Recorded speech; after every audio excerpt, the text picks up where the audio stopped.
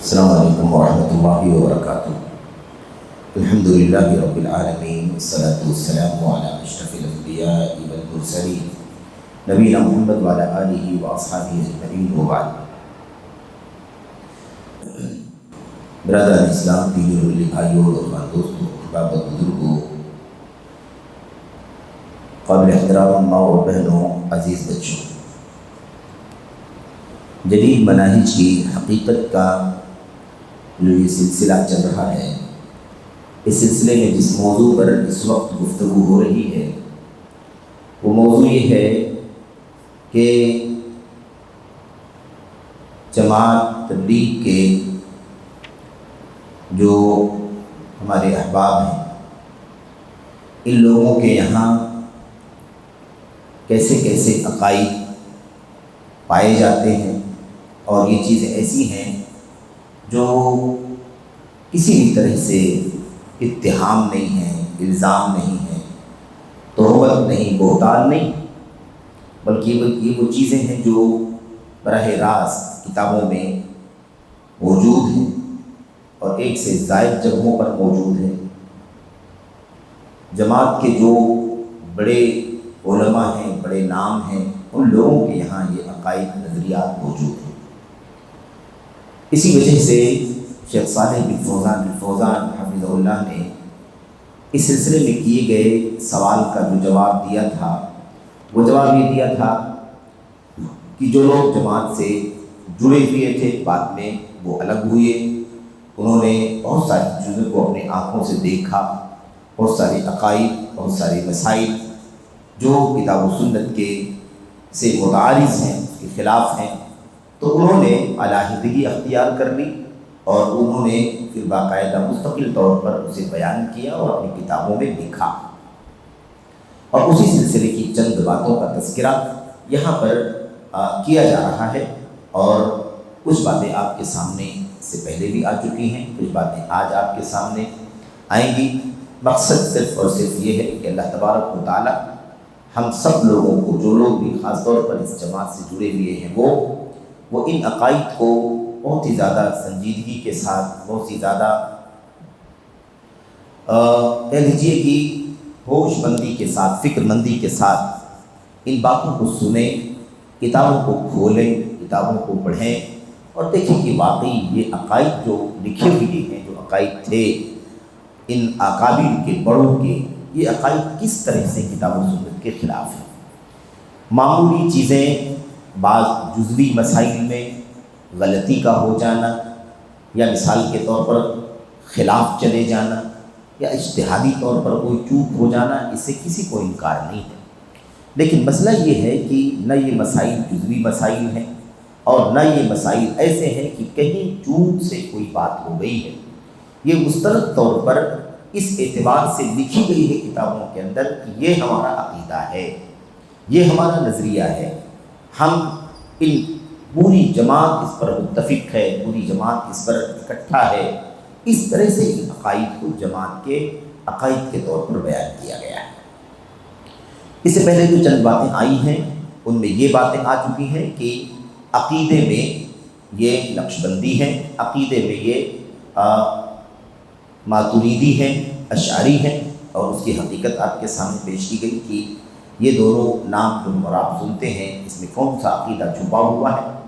اسی طرح سے پھر یہ بات آئی کہ یہ لوگ تصوف میں چاروں سلسلے سے جڑے ہوئے ہیں، اور اس حوالے سے کچھ باتیں آپ کے سامنے آ چکی ہیں، کچھ باتیں ابھی چل رہی ہیں، جاری ہیں۔ فی الحال جو آپ کے سامنے موضوع چل رہا ہے وہ یہ ہے کہ یہ لوگ سلسلے تصوف میں چشتی ہیں، نقشبندی ہیں، قادری ہیں، سہروردی ہیں، اور ابھی جو ہمارے سامنے بات ہے وہ یہ ہے کہ یہ لوگ تصوف میں چشتی بھی ہیں۔ چشتی کیا چیز ہے، اس حوالے سے کچھ باتیں آپ کے سامنے آ چکی ہیں۔ آج جو مزید باتیں آپ کے سامنے پیش کرنی ہیں وہ یہ سمجھنا ہے کہ دیکھیں کس طرح سے خواجہ معین الدین چشتی اجمیری صاحب کے سلسلے میں خود اشرف علی صاحب تھانوی اپنی کتاب میں یہ بات لکھتے ہیں کہ ان کے پاس دو لوگ مرید ہونے کی نیت سے آئے اور پھر اس کے بعد انہوں نے ان لوگوں میں سے باری باری ایک ایک کو بلوایا اور ان سے جو گفتگو کی وہ یہ کہ ان کو آزمانے کے لیے، ان کا امتحان لینے کے لیے انہوں نے کلمہ توحید اور رسالت، جس کو ہم شہادتین کہتے ہیں، لا الہ الا اللہ محمد الرسول اللہ صلی اللہ علیہ وسلم، اس کلمے میں رسول کو ہٹا کر کے رسول اللہ صلی اللہ علیہ وسلم کا کلمہ پڑھانے کے لیے محمد کا لفظ ہٹا کر کے اس کی جگہ پر چشتی رکھا اور اس کلمے کو پڑھنے کے لیے کہا، لا الہ الا اللہ چشتی رسول اللہ، اس طرح سے انہوں نے کلمہ پڑھوایا۔ اور پھر اس کے بعد جب اس نے وہ کلمہ پڑھ لیا، محمد کی جگہ چشتی رکھا، نعوذ باللہ استغفر اللہ، تو اس کے بعد انہوں نے اسے اپنا مرید کر لیا۔ اب اس کے بعد جو بات آگے کرنی ہے آپ کے سامنے، اسی واقعے کے سلسلے میں کچھ باتیں آپ کے سامنے کرنی ہیں۔ سب سے پہلی بات تو یہ ہے کہ آپ دیکھیں کہ کلمہ پڑھوا دیا، چشتی رسول اللہ کہلوا دیا، اور اس کے بعد کیا کہا؟ میرے بھائیوں، سب سے اہم بات یہ ہے کہ اگر کوئی غلطی تھی، کوئی چوک تھی، تو اس غلطی کو، اس چوک کو واضح کرنا چاہیے تھا، لیکن یہ غلطی نہیں تھی، چوک نہیں تھی، عمدن قصدن عقیدے کے ساتھ، اسی نظریے کے ساتھ، اسی ایمان کے ساتھ کہ اس میں کوئی غلطی نہیں ہے، ایسا کرنے میں کوئی حرج نہیں ہے، اس کے پیچھے یہ مقصد ہے۔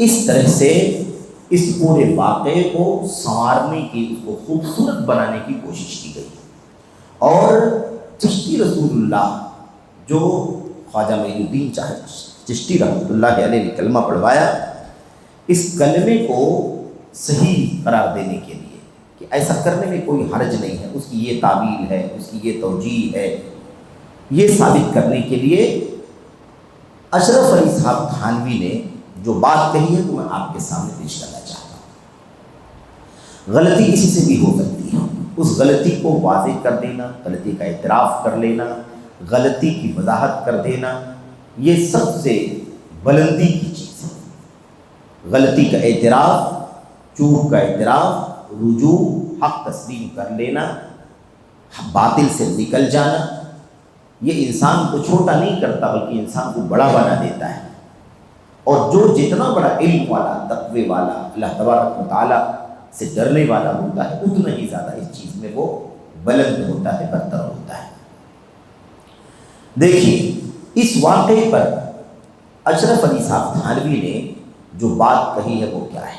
کہتے ہیں یہاں، اور غور سے سننا ان تمام باتوں کو، یہاں لا الہ الا اللہ چشتی رسول اللہ کا لغوی معنی، لغوی یعنی لغت، ڈکشنری، سمجھ رہے ہیں آپ؟ رسول کا لفظ عربی زبان کا لفظ ہے، عربک ڈکشنری میں یہ لفظ موجود ہے، یہ لفظ عربک زبان کی کسی کتاب میں ہو تو ٹھیک ہے، اس کو ہم عربک ڈکشنری کے اعتبار سے اس کا معنی ہم مان لیں، لیکن اب یہ لفظ رسول کا عربک ڈکشنری سے نکل کر، عربی کتابوں سے نکل کر قرآن میں استعمال ہو رہا ہے، اللہ تعالیٰ کی بات میں استعمال ہو رہا ہے، نبی کریم صلی اللہ علیہ وسلم کی حدیثوں میں، آپ کی سنت میں استعمال ہو رہا ہے، تو اب یہ ڈکشنری کے لٹریری معنی سے نکل کر کتاب و سنت، عقیدہ، رسالت کا جو بنیادی ایمان اور عقیدے کا حصہ ہے، یہ اس کی اصطلاح۔ رسول کسے کہتے ہیں؟ رسول کسے کہتے ہیں؟ رسول کے معنی ہوتے ہیں پیغامبر، یہ پیغام لو، فلاں کو پہنچا کر کے آؤ۔ یہ دنیا میں بھی ہو سکتا ہے، ہم کسی کو پیغام دیں کہ وہ یہ لے جاؤ فلاں کے پاس پہنچا کر کے آؤ، تو یہ لغوی معنی میں ہی رہے گا، کیونکہ اس میں کوئی اللہ کی طرف سے رسول بنانے، وحی آنے، اللہ کا پیغام آنے، جبریل کے اترنے، ایسا کوئی معاملہ رہے گا اس کے اندر؟ کوئی بات نہیں، نارملی جیسے کوئی آدمی کسی کے پاس پیغام پہنچائے تو اس کو کیا کہیں گے؟ رسول۔ اس کو ہم لوگ اردو میں قاصد کہتے ہیں، قاصد، یہ لغوی ہے، لیکن کلمہ توحید لا الہ الا اللہ محمد الرسول اللہ میں کیا یہ لغوی ہے؟ اصطلاح قرآن کی اصطلاح، سنت کی اصطلاح، سلف کی اصطلاح، عقیدے کی اصطلاح، ایمان بالرسل کی اصطلاح.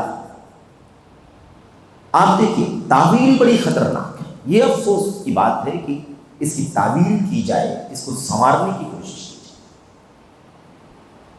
کیا کہا یہاں پر لا الہ الا اللہ چشتی رسول اللہ کو لغوی معنی لیا جائے گا.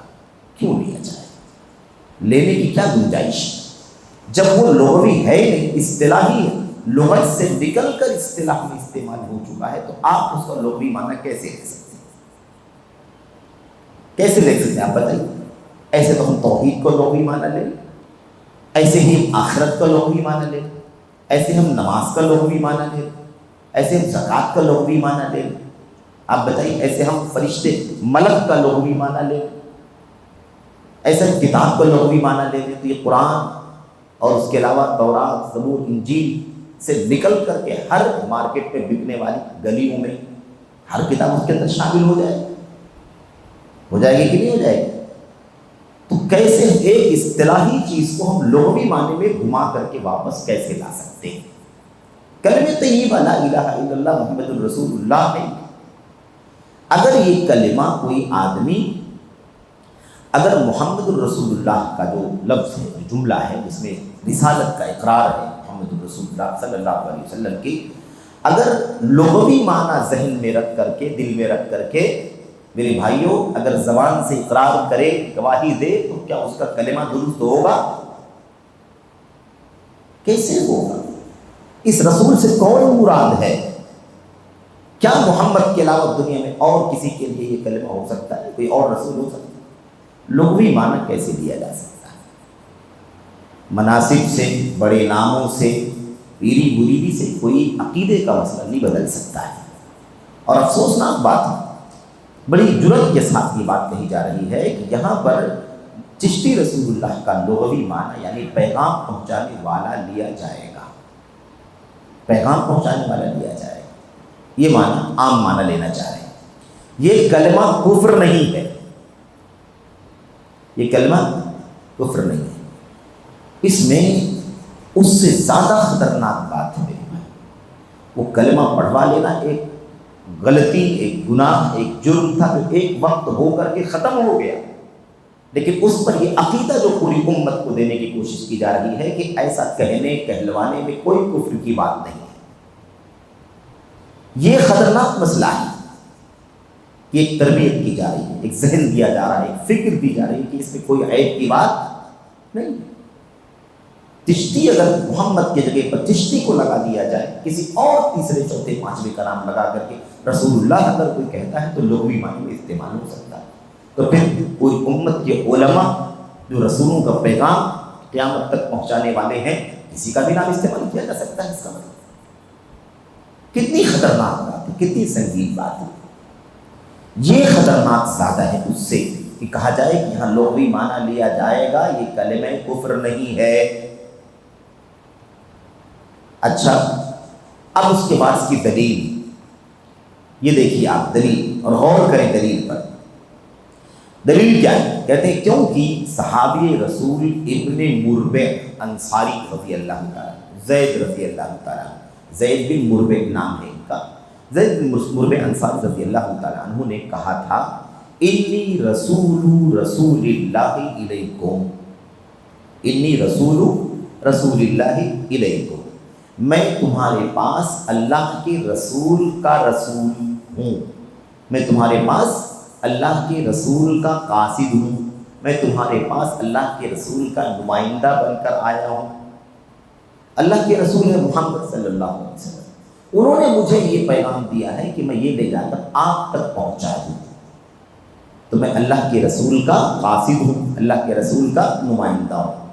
اب انہوں نے رسول اللہ، رسول کا، اللہ کے رسول کا رسول، یہاں سے یہ ثابت کرنے کی کوشش کی ہے کہ یہ چشتی رسول اللہ کہنے میں کوئی حرج نہیں. میں آپ کو سمجھانا چاہتا ہوں. ابن مربع نے کہا تھا انی رسول اللہ الیکم. دیکھیں دو لفظ ہے نا، رسول دو بار ہے، ایک رسول ہے اور ایک ہے رسول اللہ. پہلا رسول کا لفظ یہ لغوی ہے اور دوسرا رسول اللہ کا جو رسول ہے وہ کیا ہے؟ اصطلاحی ہے۔ سمجھ گئے کہ نہیں؟ کیونکہ پہلے رسول سے تو کوئی بھی مراد ہو سکتا ہے، جس کو بھی اللہ کے نبی نے بھیجا ہوگا، جاؤ یہ کام کر کے آؤ، جاؤ یہ کام کر کے آؤ، جاؤ یہ کام کر کے آؤ، وہ قاصد یعنی اللہ کے نبی نے بھیجا کہ جاؤ یہ کام کر کے آؤ، وہ اللہ کی طرف سے اس کے اوپر وحی نہیں اترتی ہے، اللہ کی طرف سے فرشتہ نہیں آتا ہے، اللہ کی طرف سے پیغام نہیں آتا ہے اس کے اوپر۔ آئی بات سمجھ میں نا؟ پہلا والا۔ لیکن رسول اللہ صلی اللہ علیہ وسلم یہ رسول اصطلاحی ہے کہ غیر اصطلاحی؟ اصطلاحی ہے، اللہ نے چنا ہے، منتخب کہ انی رسول اللہ الیکم جمیعا، کہہ دیجیے اللہ کے نبی میں اللہ تبارک و تعالیٰ کی طرف سے پوری انسانیت کی طرف سے پیغامبر رسول، اللہ کا پیغام پوری دنیا میں عام کرنا ہے، مجھے اس منصب کے لیے اللہ نے منتخب کیا ہے۔ اللہ کے نبی نے کیا فرمایا تھا؟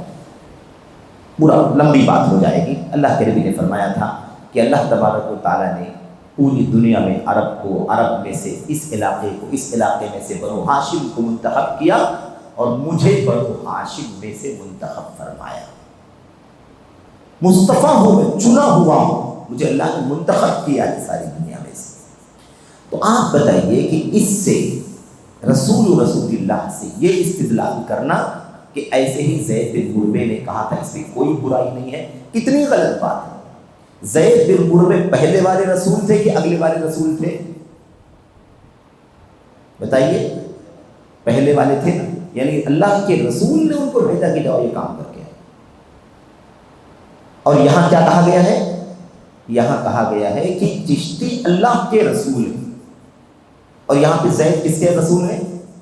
اللہ کے رسول کے رسول، اللہ کے رسول کے پیغامبر ہیں، اللہ کے رسول کے نمائندے۔ اور چشتی رسول اللہ میں یہ کہا جا رہا ہے کہ چشتی اللہ کے پیغامبر ہیں۔ کس نے چشتی کو اللہ کا رسول بنایا؟ کیسے چشتی کو رسول اللہ کہا جا سکتا ہے؟ تو یہ کتنی خطرناک بات ہے۔ تو اس حدیث کے اندر کوئی دلیل ہی نہیں ہے میرے بھائیوں، اس حدیث میں کوئی دلیل ہے ہی نہیں اس بات کے لیے جو ثابت کرنا چاہتے ہیں۔ انہوں نے چشتی کو اللہ کا رسول بنایا ہے، اور یہاں پر ابن مربے زید رضی اللہ تعالیٰ عنہ کہتے ہیں کہ میں اللہ کے رسول کی طرف سے بھیجا جا رہا ہوں، یہ کام کر کے آ جاؤ۔ تو یہ ہے میرے بھائیوں استدلال۔ اس حدیث کا اس مسئلے سے سرے سے کوئی تعلق نہیں ہے، دونوں الگ الگ پوائنٹ پر ہیں، دونوں الگ الگ نقطے پر ہیں۔ وہاں یہ ثابت کیا جا رہا ہے کہ چشتی اللہ کے رسول ہیں، اور حدیث کے اندر یہ ہے کہ اللہ کے رسول کے رسول ہیں، اللہ کے رسول کے نمائندے۔ تو اللہ کا نمائندہ چشتی کو ثابت کیا جا رہا ہے، اور دلیل دی جا رہی ہے اللہ کے رسول کے نمائندے کی حدیث۔ اس کو کہتے ہیں خلط مبحث، یا لوگوں کو تسلی دے دینا فوری طور پر، بس چند باتیں تاکہ لوگوں کو اطمینان ہو جائے کہ ہاں ایسا تو استعمال ہو سکتا ہے، ایسی بات نہیں۔ اس کے آگے دیکھیے مزید آگے کیا لکھتے ہیں، یہ ساری باتیں مولانا اشرف علی صاحب تھانوی کی ہیں۔ آگے کہتے ہیں مصلحت اس میں یہ تھی، آپ بتائیے کہ کلمہ توحید کو بدلنے میں کون سی مصلحت ہو سکتی ہے؟ ہم نے اس سے پہلے بھی خطبوں میں کہا ہے کہ آج مصلحت کے لفظ کو سب سے زیادہ غلط استعمال کیا جا رہا ہے۔ آج سنت کی مخالفت کرتا ہے، صاف صاف کہتا ہے مصلحت، بھلا سنت کی مخالفت میں مصلحت ہو سکتی ہے؟ عقیدے کی خلاف ورزی کرنے میں کوئی مصلحت ہو سکتی ہے؟ کہا کیا جا رہا ہے مصلحت اس میں یہ تھی کہ اگر راسخ العقیدہ ہے تو مجھے خلاف شرع نہیں سمجھے گا۔ وہ مرید جو ہے نا، مرید جو آیا تھا، کیا کہا مصلحت اس میں یہ تھی کہ اگر راسخ العقیدہ ہے یعنی پکے عقیدے والا ہے، مضبوط عقیدے والا ہے، تو مجھے خلاف شرع نہیں سمجھے گا۔ آپ بتائیے کہ اگر وہ پکے عقیدے والا ہے تو خلاف شرع نہیں سمجھے گا، یا فاسد العقیدہ ہے تو خلاف شرع نہیں سمجھے گا؟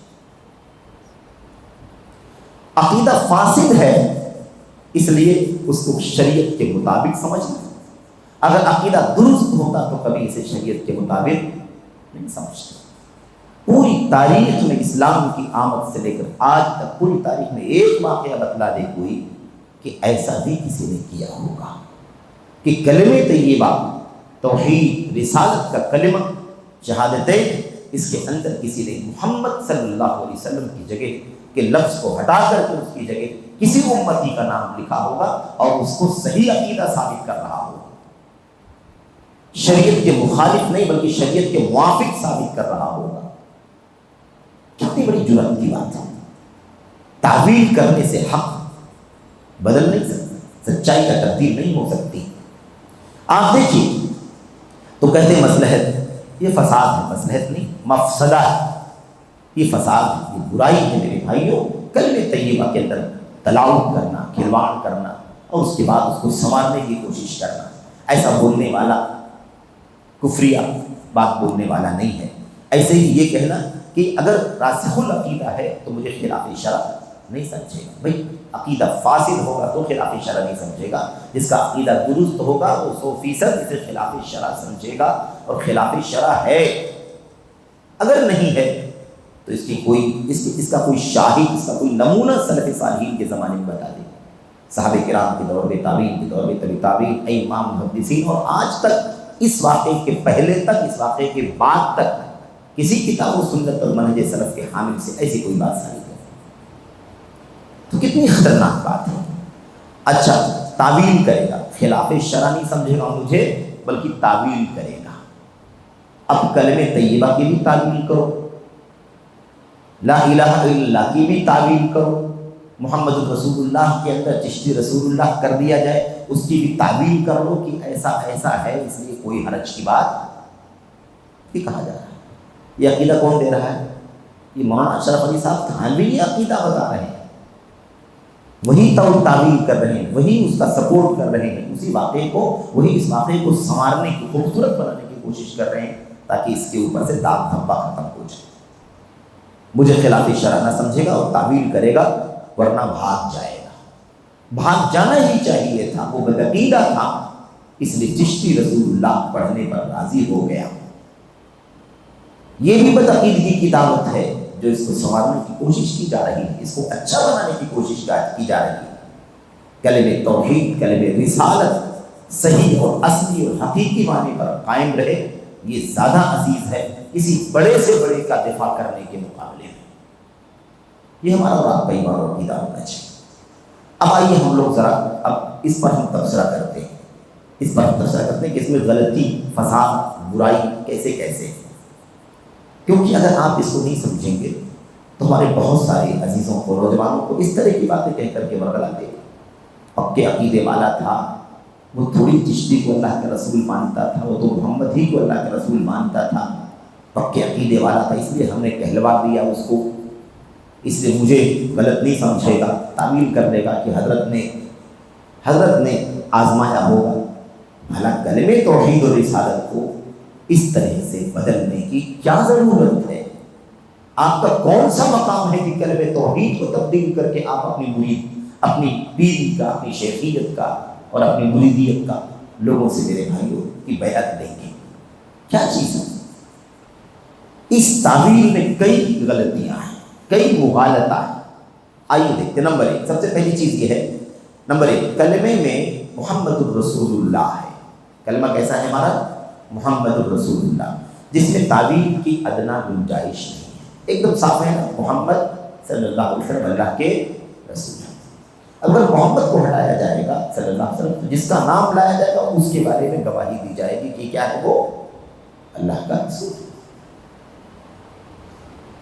محمد صلی اللہ علیہ وسلم اللہ کے رسول ہیں، جبکہ زید بن مربع انصاری رضی اللہ تعالیٰ عنہ کی روایت میں رسول اللہ صلی اللہ علیہ وسلم، اس میں رسول اللہ نہیں ہے بلکہ رسول اللہ ہے۔ اگر یہ ہوتا کہیں کہ زید بن مربع نے یہ کہا کہ میں اللہ کا رسول ہوں، اور یہ ممکن ہی نہیں کہ ایسا کہیں پایا جائے، تب تو آپ دلیل پکڑ سکتے تھے کہ دیکھو استعمال کیا گیا ہے رسول اللہ کا لفظ فنا کے ساتھ استعمال کیا گیا ہے، لیکن یہاں پر کیا ہے؟ رسول اللہ، اللہ کے رسول کا نمائندہ ہوں۔ یہ نہیں ہے کہ زید بن مربع اللہ کے نمائندے، تو حدیث الگ ہے اور بات جو ثابت کرنے کی کوشش کی جا رہی ہے وہ الگ، دونوں میں کوئی تعلق نہیں، جس کا معنی یہ ہے کہ میں اللہ کے رسول کا قاصد ہوں، نہ کہ اللہ کا۔ کس کا قاصد ہوں میں؟ اللہ کے رسول کا، اللہ کا نہیں۔ صحابی نے اپنے آپ کو اللہ کا رسول نہیں کہا ہے، بلکہ کیا کہا ہے، اور یہ ممکن بھی نہیں ہے کہ کوئی صحابی اپنے آپ کو اللہ کا رسول کہے۔ زید بن بربے نے کیا کہا ہے؟ زید بن بربے نے رسول اللہ کا قاصد کہا ہے، رسول اللہ کا نمائندہ کہا ہے، جبکہ خواجہ چشتی نے چشتی رسول اللہ کہا ہے، اپنے آپ کو اللہ کا رسول قرار دیا ہے۔ دونوں میں فرق ہے کہ زمین آسمان کا فرق۔ اچھا، نمبر ایک۔ دوسری چیز کیا ہے؟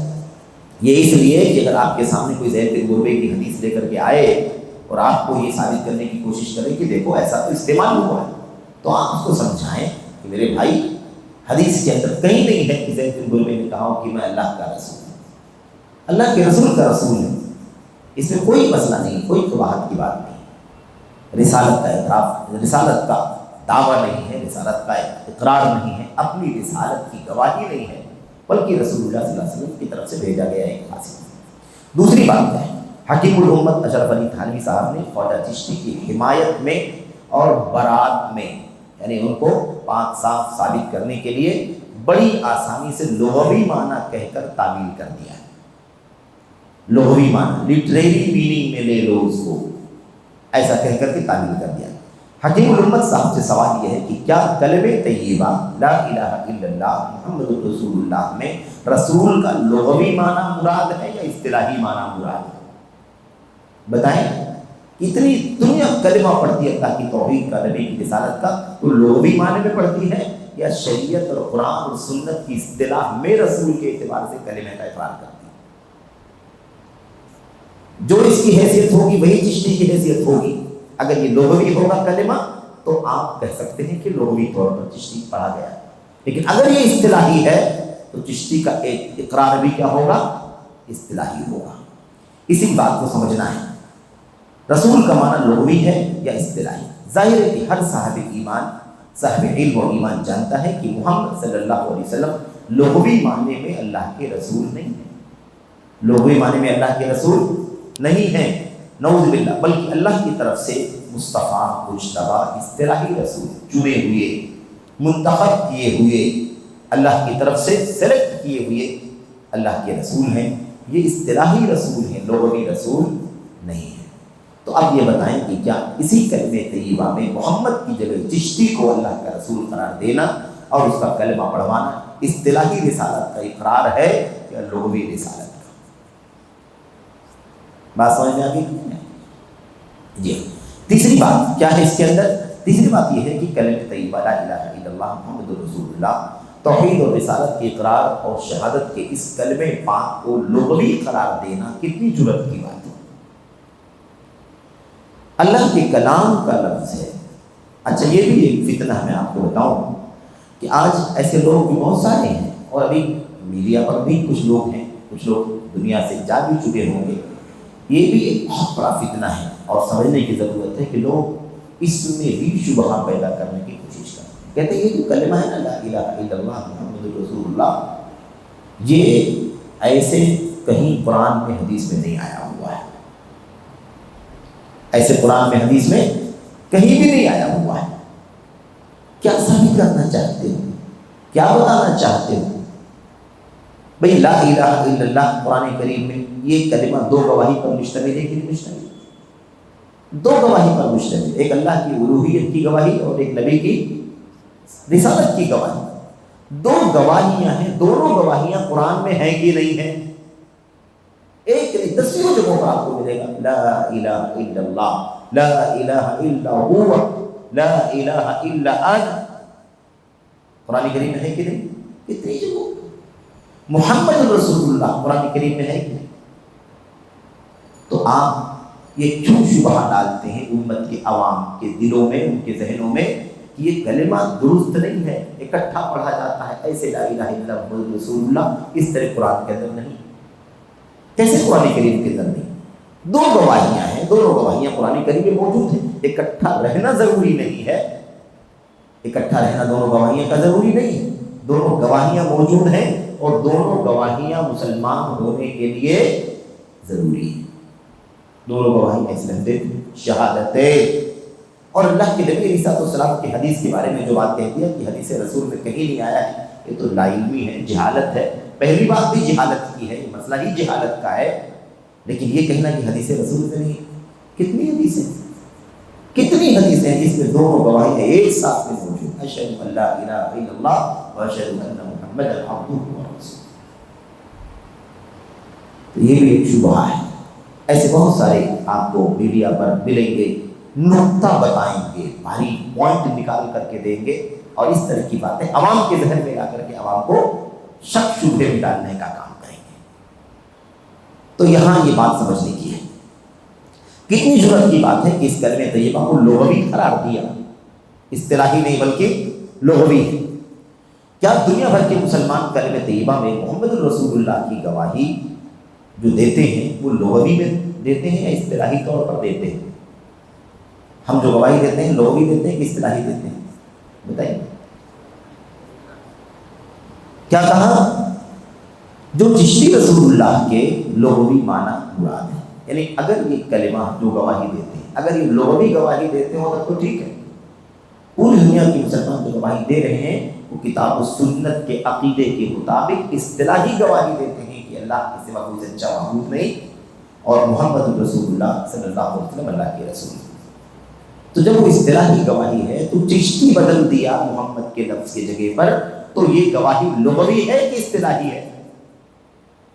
جیسے محمد کے ساتھ گواہی اصطلاحی ہے صلی اللہ علیہ وسلم، ایسے چشتی کے ساتھ یا کسی غیر محمد کے ساتھ گواہی دینا بھی اصطلاحی ہے۔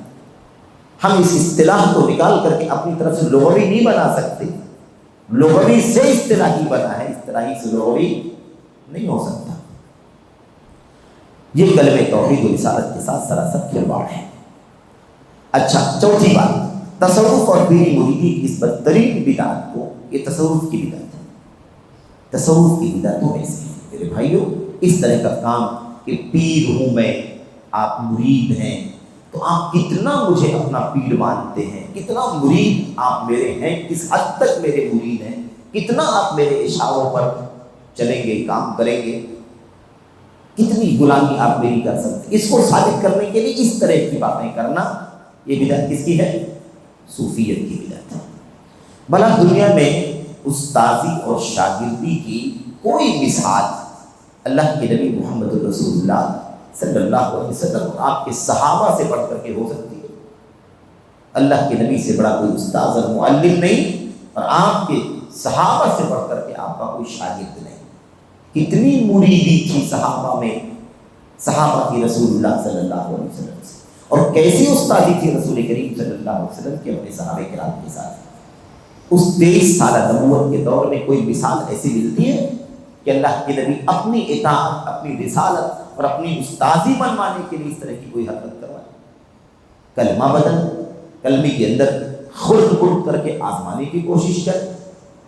اب اگر یہ چشتی کو اللہ کا رسول بنانے کی کوشش کر دیا تو نعوذ باللہ نبی کریم صلی اللہ علیہ وسلم اس کا امتحان لینے کے لیے کیا کرتے ہیں؟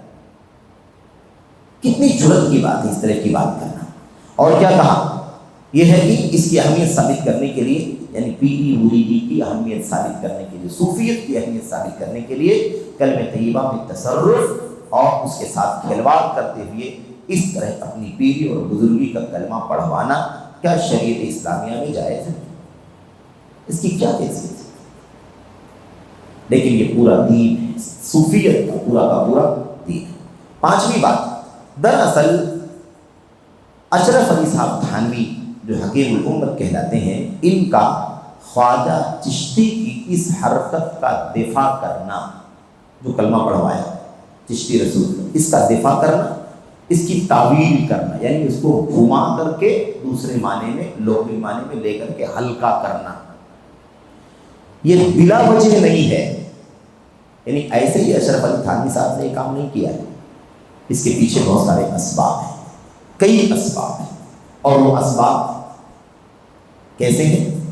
جو خود بتلاتے ہیں کہ اشرف علی تھانوی کا عقیدہ کیا تھا، ان کے عقائد کیسے تھے، اسی کا نتیجہ ہے کہ انہوں نے چشتی رسول اللہ کی تعویل کیا، اس کو ہلکا بنا کر کے پیش کیا، اس کا دفاع کیا کہ ایسا کرنے میں کوئی حرج کی بات نہیں۔ سب سے پہلی بات کیا وجوہات ہیں؟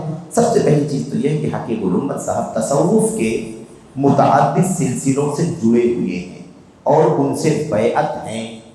تصوف کے 4 سلسلے مشہور ہیں، تصوف کے 4 سلسلے جو مشہور ہیں یہی چشتی، قادری، نقشبندی، سہروردی، ان چاروں سلسلوں سے وہ جڑے ہوئے ہیں اور چاروں سلسلوں سے انہوں نے بیعت کیا ہے۔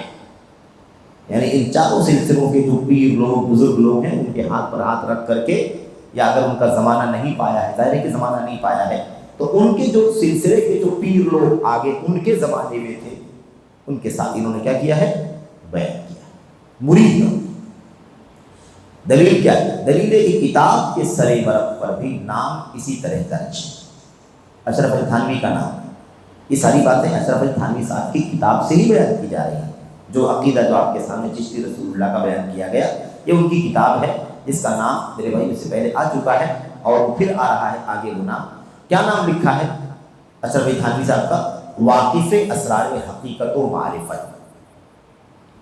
آپ بتائیے، حقیقت و معرفت کے راز کو جاننے والا، حقیقت اور معرفت۔ آپ حقیقت کا معنی بھی جانتے ہیں اور معرفت کا معنی بھی جانتے ہیں، لیکن وہ نہیں ہے یہ بھی لغوی معنی میں نہیں ہے۔ وہاں انہوں نے اصطلاحی معنی کو لغوی بنا دیا۔ میں یہاں آپ کو بتانا چاہتا ہوں کہ یہ لغوی لفظ نہیں ہے بلکہ اصطلاحی ہے۔ صوفیوں کی اصطلاح ہے، حقیقت ایک معیار ہے ان کے یہاں، ایک درجہ، معرفت ایک خاص معرفت، علم کا نام ہے ان کے یہاں صوفیت کی اصطلاح۔ تو اس کی حقیقت سے اس کے رازوں کے جاننے والے، اس کے رازوں کے جاننے والے حضرت حکیم الامت، اس کا معنی تو آپ جانتے ہیں، مولانا الحافظ الحاج المولوی محمد اشرف علی تھانوی قدس سرہ ونور مرقدہ، چشتی، صابری، نقشبندی، قادری، سہروردی، حنفی، سنی، اتنا نام خود اس کتاب کے اوپر لکھا ہوا ہے مولانا اشرف علی صاحب تھانوی کی۔ تو پتہ چلا کہ یہ تصوف کے ہر سلسلے سے جڑے ہوئے ہیں۔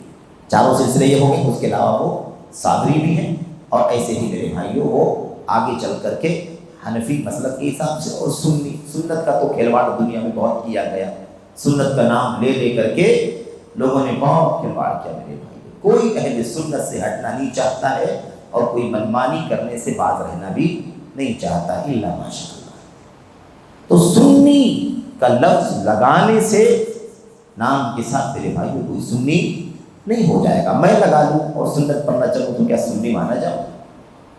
ایسا نہیں ہوتا۔ تو خلاصہ کلام کیا ہے کہ یہ خود سارے تصوف کے سلسلوں سے جڑے ہوئے تھے، اسی لیے انہوں نے تصوف کے نام چشتی کے ساتھ، چشتی جو خواجہ چشتی ہیں، ان کا دفاع کرنے کے لیے اتنی کوشش کر ڈالی ہے میرے بھائی، میرے بزرگوں، کہ انہوں نے چشتی رسول اللہ کا کلمہ پڑھایا، اس میں کوئی عیب کی بات نہیں۔ دوسری بات، حکیم الامت صاحب اپنی پیر، یعنی حکیم الامت اشرف علی تھانوی صاحب کے پیر، ان کے استاد خلیل احمد سہارنپوری، اشرف علی تھانوی صاحب نے اپنے استاد، اپنے پیر خلیل احمد سہارنپوری کے ساتھ اپنے مرید سے چشتی رسول اللہ کا کلمہ پڑھوانے والے خواجہ چشتی کی قبر کی زیارت اور مراقبے کے لیے تشریف لے گئے تھے۔ نہیں سمجھے؟ چشتی رسول اللہ جن کا کلمہ پڑھوایا ہے نا خواجہ چشتی، یہ اجمیر جہاں ان کی درگاہ، جہاں کا مزار ہے، اس قبر کی زیارت کرنے کے لیے اشرف علی تھانوی صاحب اپنے استاد خلیل احمد سہارنپوری کے ساتھ میں گئے تھے۔ کہاں گئے تھے؟ یہ اجمیر میں مزار کے اوپر گئے تھے۔ کس لیے گئے تھے؟ قبر کی زیارت اور مراقبہ کرنے کے لیے گئے تھے۔ زیارت تو ٹھیک ہی ہے، مراقبہ کیا ہے؟ اللہ کے نبی نے قبروں کی زیارت کی، قبروں کی زیارت کرنے کے لیے کہا، آخرت کی یاد دلاتی ہے قبروں کی زیارت، یہ تو ٹھیک ہے۔ زیارت میں کہاں ہے؟ زیارت کرنے کے لیے جاؤ تو یہ دعا پڑھا کرو، السلام علیکم دار قوم المؤمنین وإنا إن شاء الله بكم لاحقون إلى آخر الحدیث، سب سکھایا اللہ کے نبی نے۔ مراقبہ لیکن کیا چیز ہے؟ مراقبہ یہ صوفیت کی اصطلاح ہے، خاص اصطلاح ہے، قبر سے چپک کر کے، قبر سے چپک کر کے، اور خاص کہہ لیجیے کہ جسمانی مطلب ایکشن کے ساتھ خاص انداز میں بیٹھ کر کے قبر کے ساتھ لگ کر کے اور تصور کرنا اس قبر والے کی طرف سے دل میں کوئی چیز داخل ہو رہی ہے، کوئی علم آ رہا ہے، کوئی روحانی فیض آ رہا ہے، کوئی القا ہو رہا ہے، سمجھ رہے ہیں؟ یہ نظریہ، اور میں بہت مختصر خالی سے بتا رہا ہوں، یہ اصطلاح کبھی پڑھیں گے تو واضح ہو جائے گی بات کہ مراقبہ ایکچوئل میں کسے کہتے ہیں۔ تو یہ اس کا ایک سرسری طور پر ایک پس منظر ہے، مطلب ایک سرسری کہہ لیجیے کہ ایک اندازہ آپ لگائیں کہ اس انداز کی چیز کو مراقبہ کہا جاتا ہے۔ تو یہاں جاتے تھے۔ اچھا، اب اشرف علی تھانوی صاحب تو ابھی بعد کے، ابھی جلدی کے 200-250 سال پہلے ہے کہ نہیں؟ اچھا، اور خواجہ چشتی کب کے ہیں؟ کئی 100 سال پہلے کے۔ ان کی قبر پر گئے تھے استاد بھی اور شاگرد بھی، خلیل احمد سہارنپوری کے ساتھ اشرف علی تھانوی صاحب، یعنی دونوں ہی استاد شاگرد کہاں گئے تھے؟ اشرف علی تھانوی صاحب اور استاد خلیل احمد سہارنپوری خواجہ چشتی کی قبر پر زیارت کرنے کے لیے اور مراقبہ کرنے کے لیے گئے تھے۔ یہ کون سا عقیدہ ہے؟ نبی کریم صلی اللہ علیہ وسلم کی وفات ہو گئی، آپ کو حجرِ عائشہ میں دفن کر دیا گیا۔ اللہ کے نبی صلی اللہ علیہ وسلم کے صحابہ کی ایک لمبی تعداد موجود تھی۔ کسی نے مراقبہ بھی کیا؟ ایک واقعہ پہ بیٹھا، یہ کون سی اصطلاح ہے، کون سا دین ہے میرے بھائی مراقبہ کرنا؟ کتنی خطرناک ہے یہ چیز، اور یہ عقیدہ اس کو دین ثابت کیا جا رہا ہے۔ تو جو آدمی مردے کہ قبر کے پاس جا کر کے استاد شاگرد اگر مراقبہ کر سکتے ہیں، مراقبے کا عقیدہ رکھتے ہیں اور مراقبہ عملاً جا کر کے کرتے ہیں، وہ اس اپنے پیر کا دفاع کریں گے کہ نہیں؟ اسی لیے دفاع ہو رہا ہے۔ ایک تو ان سے بیعت تھے، ان کے مرید تھے، اس سلسلے سے جڑے ہوئے تھے، دوسرے ان کی قبر پر جا کر کے خود اور ان کے استاد دونوں مراقبہ کرتے تھے۔ تو عقیدہ اسی طرح کا عقیدہ ان کا بھی تھا، اسی لیے اس طرح کے عقیدے کا دفاع کر رہے ہیں۔ یہ وجوہات ہیں جس کی وجہ سے انہوں نے ایسا کیا۔ تیسری چیز کیا ہے؟ تیسری چیز خود حکیم الامت نے، اور یہ بڑی خطرناک بات ہے، آپ دیکھیں، ثالثاً خود حکیم الامت نے ایک صاحب کے ایک مرید نے جب خواب میں لا الہ الا اللہ اشرف علی رسول اللہ کا کلمہ پڑھا، چشتی رسول اللہ اور یہاں پر اشرف علی رسول اللہ، وہاں بالکل آنکھوں کے سامنے بات ہو رہی ہے، مرید بننے کے لیے آیا تھا، یہاں خواب کی بات ہے، یہاں پر خواب کی بات ہے۔ خواب میں ایک مرید نے خواب دیکھا کہ میں کیا پڑھ رہا ہوں؟ لا الہ الا اللہ اشرف علی رسول اللہ، یہ خواب میں وہ مرید پڑھ رہا ہے۔ اس کے بعد اس کی آنکھ کھل گئی، وہ بیدار ہو گیا، تو اس نے اللہم صلی علی محمد درود پڑھنا شروع کر دیا۔ تو درود پڑھنے میں بھی اس کی زبان پر علی محمد نہیں آ رہا، اللہم صلی علی محمد نہیں، اشرف علی، یعنی اللہ کے نبی علیہ السلام کے نام کی جگہ پر جب کلمہ پڑھ، جب وہ درود پڑھنا چاہا تو وہاں پر اس کی زبان پر کیا آ رہا ہے؟ اشرف علی کا نام آ رہا ہے، بے اختیار، یعنی نہ چاہتے ہوئے بھی، چاہتا نہیں ہے کہ وہ لا الہ الا اللہ اشرف علی رسول اللہ پڑھے یا اللہم صلی علی محمد کے بجائے اشرف علی کا نام لے، نہیں چاہتا، لیکن بے اختیار اس کی زبان پر کیا آ رہا ہے؟ اشرف علی آ رہا ہے۔ اچھا، اس کے بعد وہ صبح میں حکیم الامت اشرف علی صاحب تھانوی کے پاس آیا اور ان سے آ کر کے کہنے لگا اس طرح سے میرے ساتھ میں ہوا ہے، خواب میں اشرف علی رسول اللہ پڑھ رہا تھا، میری آنکھ کھل گئی، اس کے بعد جب میں درود پڑھنے لگا تو وہاں بھی درود کے اندر بھی اللہ کے نبی کے نام کی جگہ پر آپ کا نام آنے، تو یہ کیا معاملہ تھا؟ اگر ہم سے، آپ سے، یا ہمارے اس دور میں یا سلف کے دور میں کسی بھی امام سے، کسی بھی عالم سے اگر یہ سوال کیا جاتا کہ ایسا میرے ساتھ ہو رہا ہے، آپ بتائیے کیا ہے؟ کیا جواب دیا جاتا؟ جواب دیا تھا شیطان، اس کے علاوہ کوئی جواب ہے؟ یہی جواب ہے، وہ شیطان تھا، وہ خواب جو تم نے دیکھا وہ پورا خواب دیکھا، اور وہ جو تمہاری جاگنے کے بعد جو تمہاری زبان پر جو اللہ کے نبی کے نام کے بجائے اشرف علی کا نام آ رہا تھا، وہ بھی شیطان تھا جو تمہارے ذہنوں پر حاوی تھا، تمہاری زبان کو محمد الرسول اللہ کے کلمے کے بجائے اشرف علی کہ رسالت کی گواہی کی طرف لے کر کے جا رہا ہے۔ تو اعوذ باللہ پڑھو، جو برے خواب دیکھنے والے کے لیے اللہ کے نبی نے آداب بیان فرمائے، ان آداب کا خیال کرو۔ اللہ کے نبی نے برا خواب دیکھنے والے کے 5 آداب بیان فرمائے حدیثوں میں۔ یہ سب موضوع تو یہ موقع نہیں ہے، لیکن ٹھیک ہے سرسری طور پر میں ذکر کر دوں۔ برا خواب آدمی جب دیکھتا ہے تو اس کو 5 آداب کا خیال کرنا چاہیے۔ سب سے پہلی چیز ہے کہ برا خواب جب آدمی دیکھتا ہے تو کوئی چیز ڈراؤنی ہوگی، بری چیز ہوگی، برا عقیدہ، کوئی گناہ کا کام یا کوئی بھی ہے نا، شیر ہے، یہ ہے، وہ ہے، سانپ بچھو وغیرہ، یا کوئی دشمن ہے، قتل ہے وغیرہ، اس طرح کی چیزیں وہ دیکھتا ہے۔ ایسی کوئی چیز دیکھے گا تو ظاہر ہے کہ اس کو پتہ چل معلوم ہے نا کہ بری چیز دیکھ رہا ہے، تو گھبرا جاتا ہے، گھبرا کر کے اڑ جاتا ہے، اس کی آنکھ کھل جاتی ہے۔ تو ایسی صورت میں اسے 5 کام کرنے ہیں۔ پہلا کام، وہ بائیں طرف دھتکار کر کے کیا کرے گا؟ وہ اعوذ باللہ پڑھے گا 3 بار۔ پہلا کام یہ کرے۔ دوسرا کام کیا کرنا ہے اسے؟ جس کروٹ پر وہ لیٹا تھا اس کروٹ کو بدل دے۔ دائیں طرف تھا، آنکھ کھلی، گھبرا کر کے تو بائیں ہو جائے، بائیں طرف تھا تو دائیں طرف ہو جائے۔ تیسری چیز کیا ہے؟ اللہ کے نبی علیہ السلام کی حدیثوں سے پتہ چلتا ہے، صحیح مسلم وغیرہ ہی کی ساری باتیں ہیں، کہ آدمی کو چاہیے کہ وہ اٹھ کر کے وضو کرے۔ اٹھ کر کے کیا کرے؟ وضو کرے، اور وضو کر کے پھر سوچے۔ نمبر 3۔ نمبر 4، چوتھا ادب یہ ہے کہ اگر اسے ہو سکے تو وضو کر کے سو نہ جائے، بلکہ 2 رکعت پڑھ لے پھر سوئے۔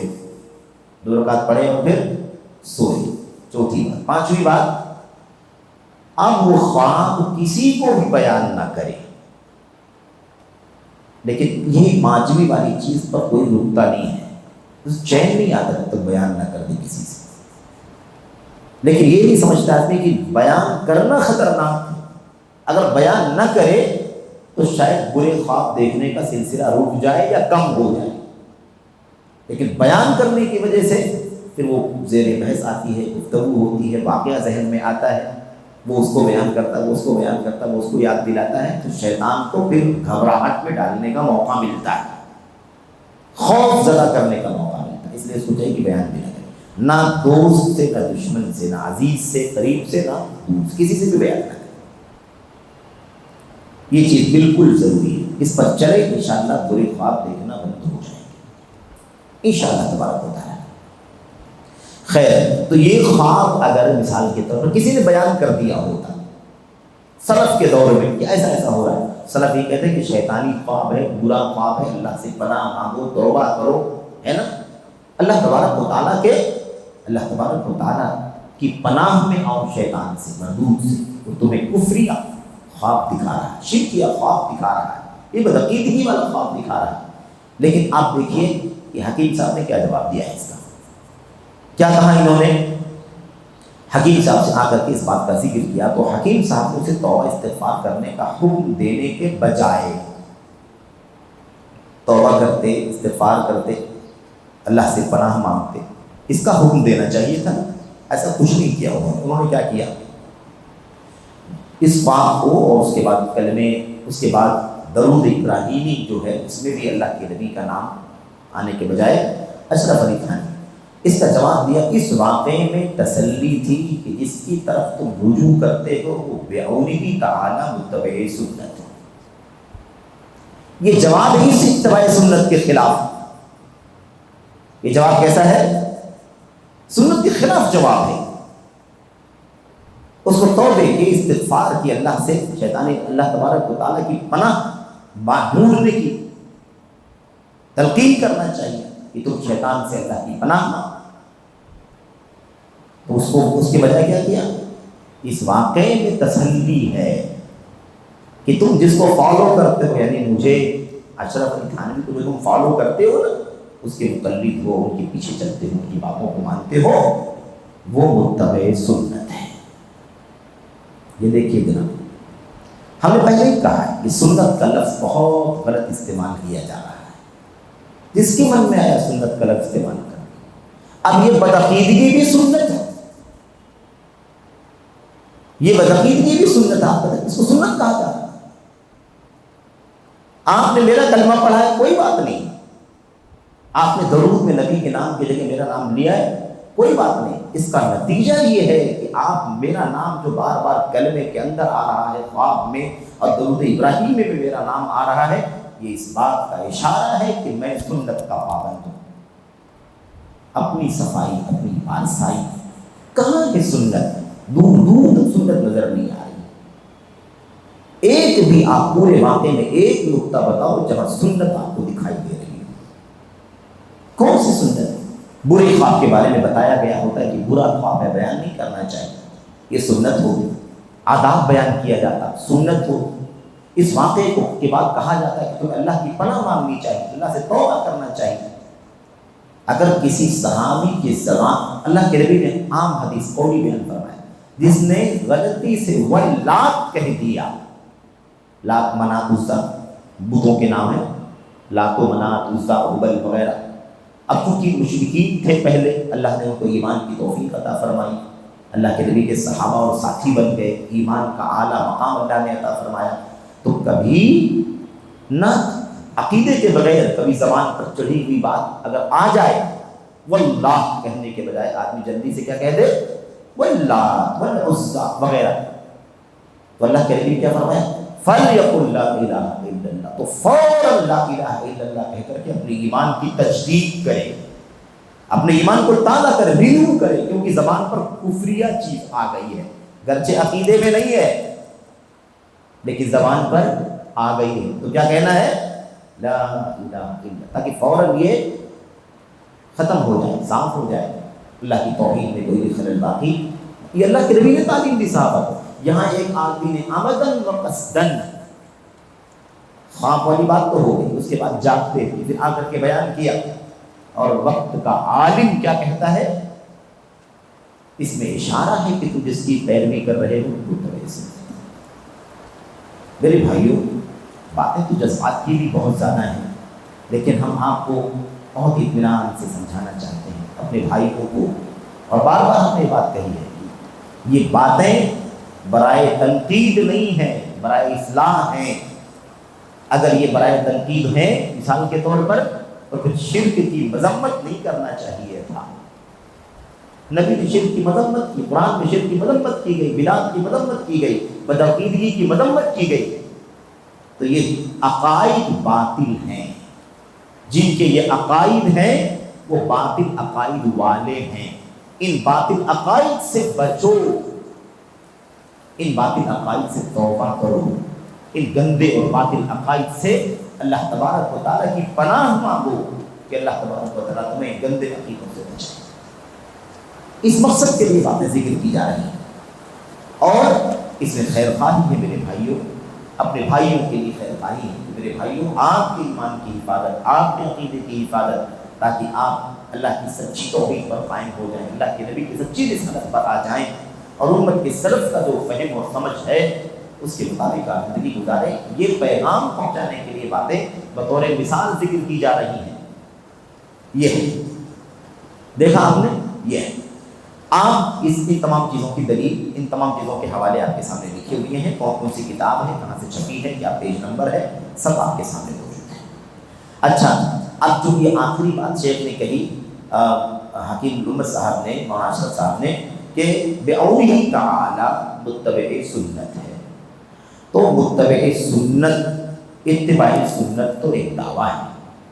جب تک یہ دعویٰ دلیلوں سے، عمل سے، کردار سے، زبان پر، قلم پر، عمل پر نہ دکھائی دے، یہ صرف دعویٰ ہی رہے گا۔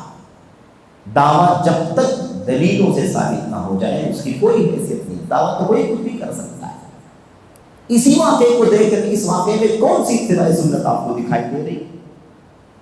اور ایسے بہت ساری بہت سارے عقائد آپ کو ملیں گے میرے بھائی، آگے بھی باتیں آ رہی ہیں، تو آپ کو اندازہ ہوگا میرے بھائیوں کہ یہ اتباع سنت کے دعوے ہمیں مولانا اشرف تھانوی صاحب کی ذات سے، ان کے مقام سے، ان کی عظمت سے ہمیں ہرگز کوئی اختلاف نہیں ہے، لیکن یہ عقیدے ان کے کتاب و سنت کے خلاف ہیں، یہ عقیدے باطل ہیں، اللہ کی کتاب اور نبی کی سنت سے ٹکراتے ہیں۔ اس لیے ان گندگیوں کو عقیدے کی امت کے عوام کے سامنے، اپنے بھائیوں کے سامنے، بہنوں کے سامنے بیان کرنا، تاکہ ان باطل عقائد سے توبہ کرے، یہ ہم طلبا کی ذمہ داری ہے، اور بغیر اس ذمہ داری کو ادا کیے ہم عہدہ برا نہیں ہو سکتے، ہماری ذمہ داری ہے۔ اللہ سے دعا ہے کہ اللہ تبارک و تعالیٰ ہمیں اور آپ کو ان باتوں کو صحیح معنوں میں سمجھنے کی توفیق عطا فرمائے، اور تعصب کے بغیر، طرفداری کے بغیر، جانبداری کے بغیر، میرے بھائی شرح صدر کے ساتھ دل کھول کر کے اللہ تبارک و تعالیٰ حق کو حق سمجھنے کی اور باطل کو باطل سمجھنے کی توفیق عطا فرمائے، حق کی راہ پر چلنے اور باطل کی راہ سے بچنے کی توفیق عطا فرمائے، آمین رب العالمین، صلی اللہ علیہ وسلم وبارک علی نبینا محمد وعلی آلہ وصحبہ اجمعین۔ السلام علیکم ورحمۃ اللہ وبرکاتہ۔